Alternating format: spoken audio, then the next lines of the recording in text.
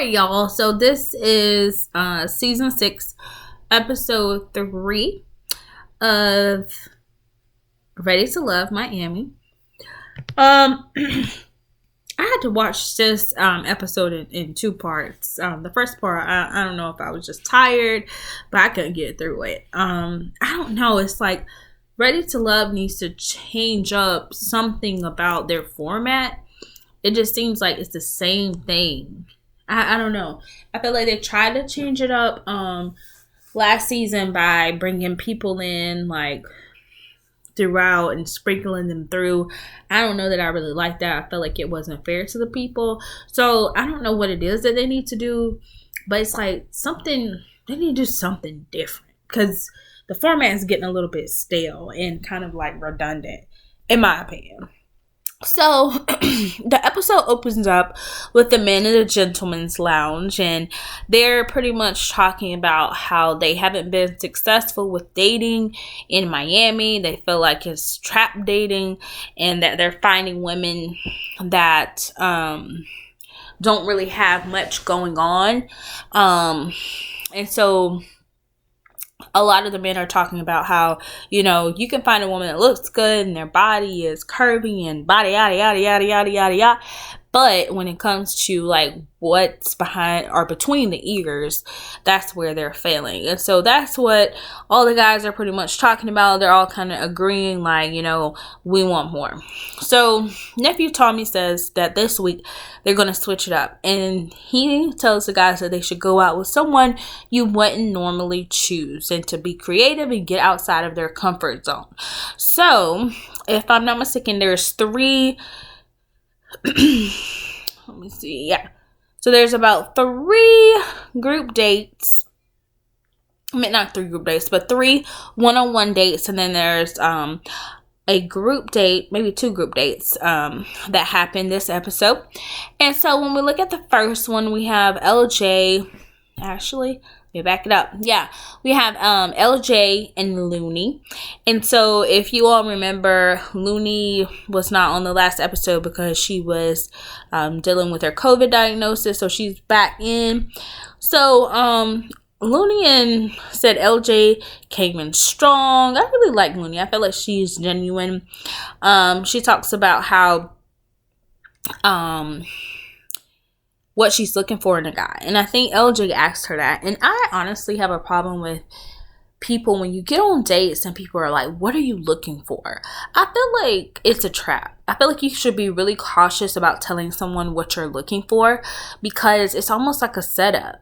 You know, it's like a setup and a game plan to give you exactly what you say you're looking for.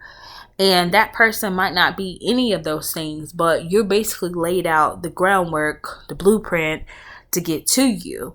And some people really just want to conquer you. So I don't know. I always kind of hesitate when people, what are you looking for in a person? Why don't you just get to know me?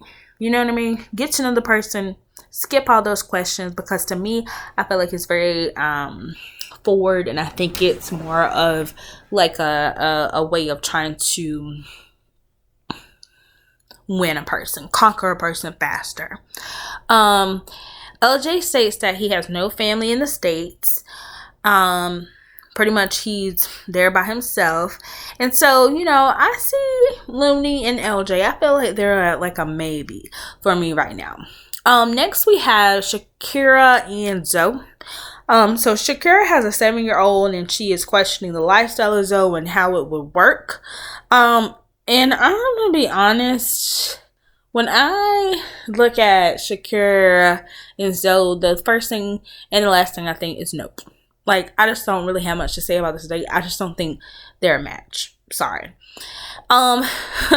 Short to the point. Next we have Sansom and Charisse.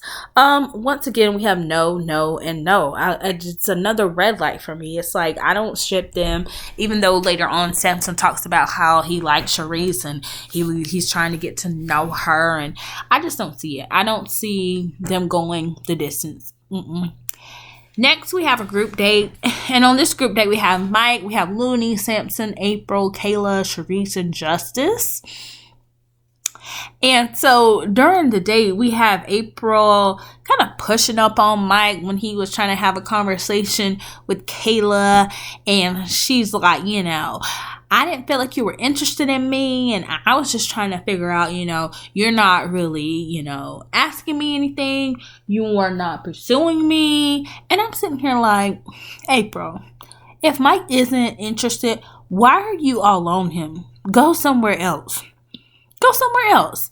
Go try to get to know another guy. If you're already getting those vibes and the signals that he's not interested in you, then go somewhere else, And another thing, that long sideburn, April, that long wavy sideburn threw me off. The whole time you were talking to Mike, I was just like, no ma'am. Okay, I'm sorry. Next, we have a double date with Swayze. We have Mike, we got Brandy, and we got Kadian. I really like Brandy's spirit. She seems to be someone, she reminds me of like Nivea for some reason.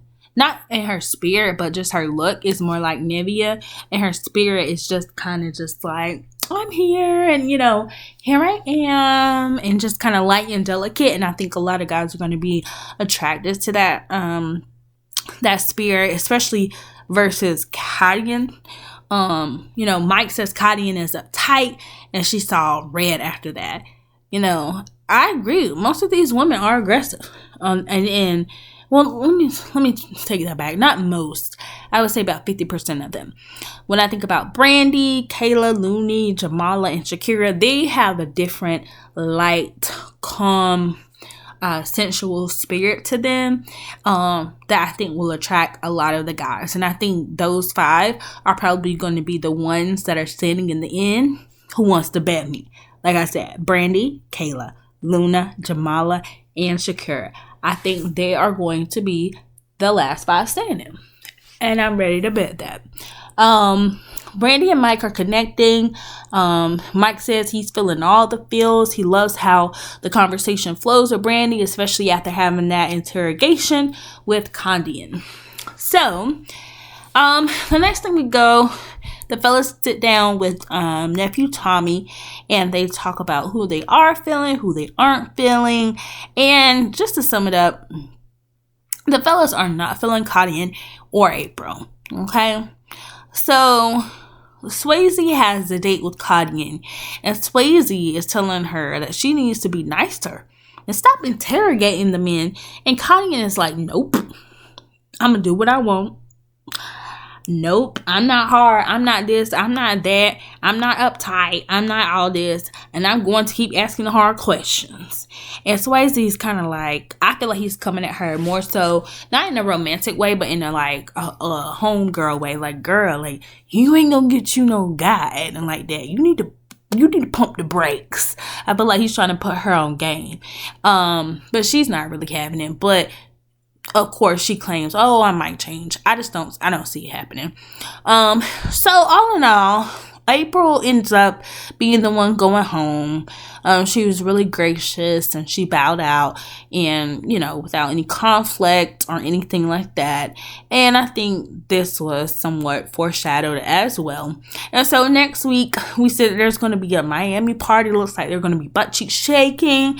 It looks like we're going to have a little bit of drama happening. It looks like somebody might be coming back, but I don't know. Maybe that's the wrong head I saw. I'm going to have to look back at that video. I only watched the preview once. However, guys, tell me what you think about this episode.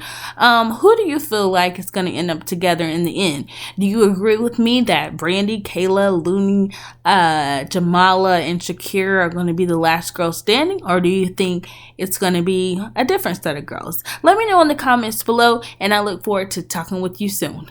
Peace.